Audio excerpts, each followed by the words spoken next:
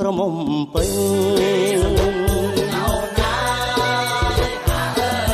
ចិញ្ចាមដូចវិញថ្មិញដូចក្រៃ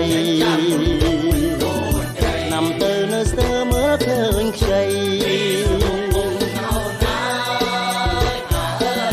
ស្រាប់តែឆ្នាំថ្មីពេញក្រមុំឃើញអូនជាហូលបងចូលចិត្តសងភ្នំដូចផ្លិតសិនត្រសុំបើចាប់មករំចំរូបខ្ញុំតែបងអើសូមកុំចែកចៅតាមផ្លូវធ្លាយប់មិញរំវងត្រង់អៀនម្លេះស្រាប់តែថ្ងៃនេះហ៊ានសន្ទនា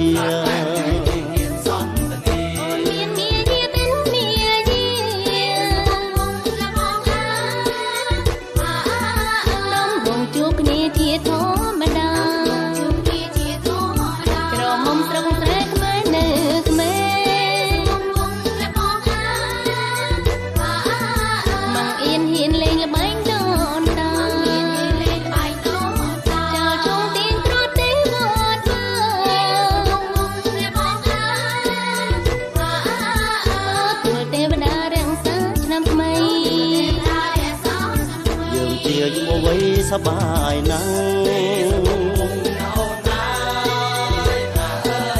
លេងល្បែងចាស់ចាំងប្រជាប្រិយ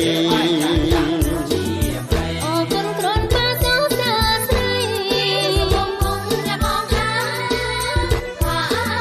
រមុំឆ្នាំថ្មីរីករាយណាស់ឆ្នាំថ្មីរីករាយណាស់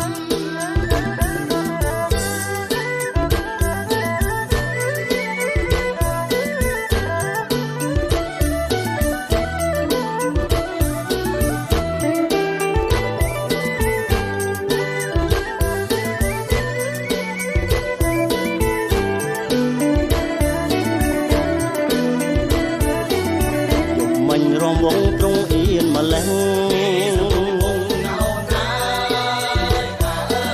ស្រាប់តែថ្ងៃនេះហ៊ានសន្ទនាអូនមានមាយាទិនមាយាតែបងអើដំបងជួបគ្នាជាធម្មតាក្រមុំត្រង់ស្រែក្មេងនៅក្មេងតែបងអើហ៊ានលេងល្បែងដូនតាចោលជុំទៀនប្រទេវតាតែបងអើទួលទេវតារសើឆ្នាំថ្មីយើងជាយុវវ័យសប្បាយណាស់